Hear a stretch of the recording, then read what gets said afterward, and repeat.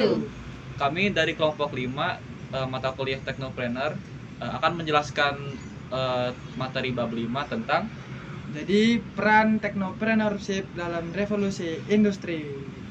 Baik, di sini izin memperkenalkan diri, saya Mutia Hanifah Syadia dengan NIM 0211231183. Perkenalkan, nama saya Nasra Natasha dengan NIM 0211231184. Perkenalkan, saya Nurintan Anggraini dengan nomor NIM 0211231185. Perkenalkan, nama saya Basoron Irsang dengan NIM 0211231186. dan saya Renaldi Ahmad Fauji dengan NIM 0211231187.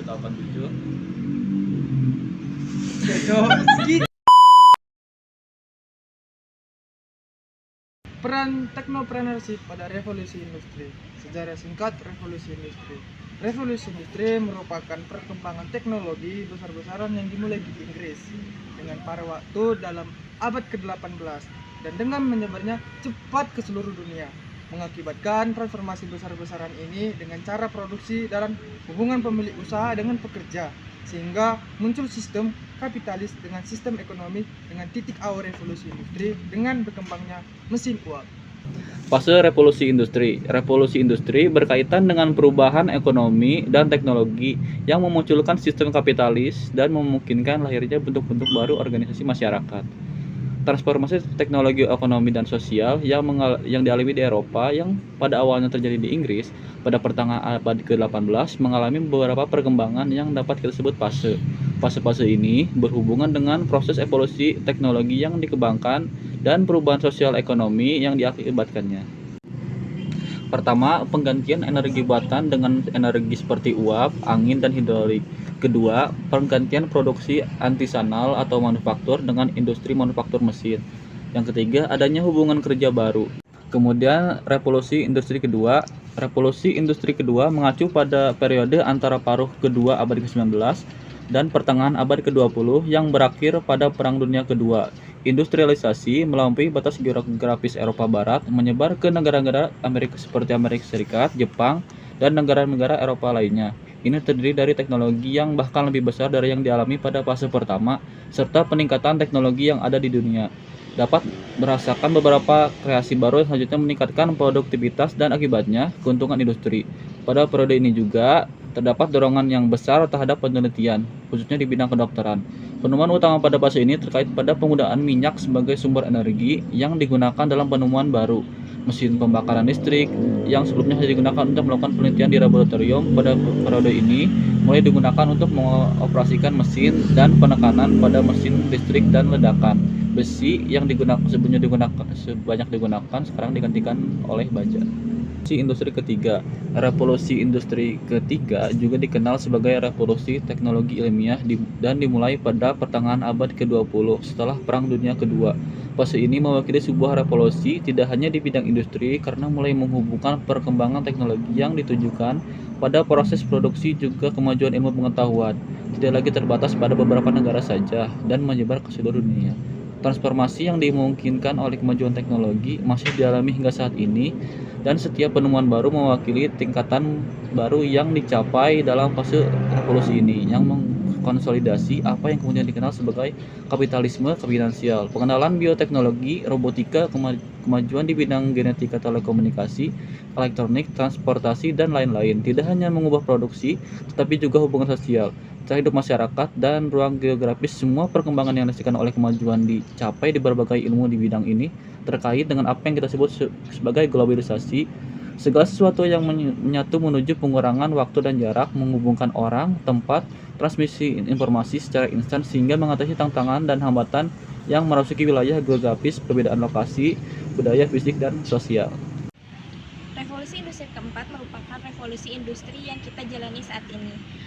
Adapun ciri utama dari revolusi industri keempat yaitu kecepatan. Saat ini kecepatan kemajuan revolusi industri bersifat linear. Seperti pada tahun 2007, iPhone diluncurkan dan dianggap sebagai smartphone pertama yang diproduksi secara industri. Dan pada tahun 2002, 5 miliar orang di dunia menggunakan internet secara rutin dan sebagian besar menggunakan ponsel pintar. Adapun proses terjadinya revolusi industri keempat, yaitu pada abad ke-21, di saat perangkat internet menjadi populer di seluruh dunia. Banyak diantaranya yang menggunakan robot, penyimpanan cloud, dan perangkat pintar lainnya. Selanjutnya ada kelebihan dari revolusi industri keempat, yaitu penggunaan sumber daya energi berkelanjutan untuk produksi energi listrik, mengurangi emisi gas secara drastis yang meningkatkan efek rumah kaca. Dampak technopreneurship pada revolusi industri. Secara umum, revolusi industri tidak hanya mentransformasikan sektor ekonomi dan industri, tetapi juga hubungan sosial, hubungan manusia dan alam, sehingga menyebabkan perubahan pada cara hidup masyarakat, pola konsumsi, dan lingkungan. Setiap fase revolusi mewakili transformasi dan konsekuensi yang berbeda berdasarkan kemajuan yang dicapai pada setiap periode. Revolusi industri pertama ditandai dengan lonjakan industri dan produktivitas berkat penggunaan mesin. Hal ini mendorong masyarakat pindah dari desa ke kota atau urbanisasi, yang kemudian memicu pertumbuhan kota tak terkendali, kemiskinan, kekerasan, dan kelaparan. Revolusi industri kedua membawa kemajuan teknologi yang memicu produksi massal lebih cepat, meningkatkan perdagangan, dan mengubah pola konsumsi masyarakat. Negara-negara kaya mendominasi negara lain secara ekonomi melalui industrialisasi dan eksplorasi bahan mentah. Revolusi ketiga memadukan ilmu pengetahuan, teknologi, dan produksi, menghasilkan kemajuan di bidang kedokteran, genetika, dan robotika presisi, serta memperluas komunikasi global. Era ini memperkuat kapitalisme finansial, meningkatkan perusahaan multinasional, dan mengubah hubungan manusia dengan lingkungan. Namun, eksploitasi sumber daya alam untuk produksi menimbulkan kerusakan lingkungan. Pada peluang dan tantangan teknopreneur industri di era 4.0, terjadi perkembangan teknologi informasi yang begitu pesat yang telah mengubah tatanan, salah satunya yaitu aspek dunia industri dan dunia usaha. Saat ini, semua proses industri dan aktivitas lain dilakukan baik praproduksi hingga produksi dilakukan secara otomasi. Banyaknya tantangan yang dihadapi di era industri 4.0 yaitu terkait keamanan teknologi informasi, keandalan stabilisasi mesin produksi, kurangnya keterampilan yang memadai, dan hilangnya banyak pekerjaan karena sistem yang berubah menjadi otomasi. Dampak dari hilangnya pekerjaan disebabkan oleh otomasi adalah meningkatnya angka pengangguran di seluruh sektor, sehingga hal ini menjadi ancaman bagi keberlangsungan hidup manusia. Lalu terdapat 4 prinsip bagi teknopreneur di era industri 4.0. Yang pertama, interkoneksi, yang merupakan kemampuan perangkat seperti mesin, sensor, dan manusia untuk saling terhubung dan berkomunikasi satu sama lain melalui IoT dan IoT, yang meliputi kolaborasi, keamanan, dan standarisasi.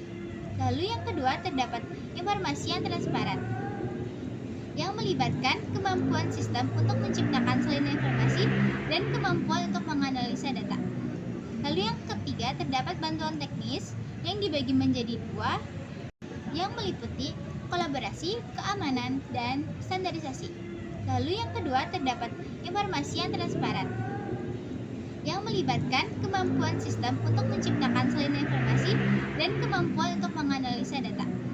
Lalu yang ketiga, terdapat bantuan teknis yang dibagi menjadi 2. Yang pertama yaitu kemampuan sistem dalam mendukung manusia untuk mengambil keputusan yang cepat. Yang kedua, kemampuan sistem untuk mendukung aktivitas manusia yang berhubungan dengan keselamatan dan keamanan. Lalu yang terakhir, terdapat kemampuan sistem dalam membuat keputusan sendiri dan menjalankannya secara efektif sesuai kebutuhan manusia itu sendiri. Sekian dari pemaparan Barengan atau enggak ngomong? Barengan atau enggak? Barengan, enggak usah nanti jadi.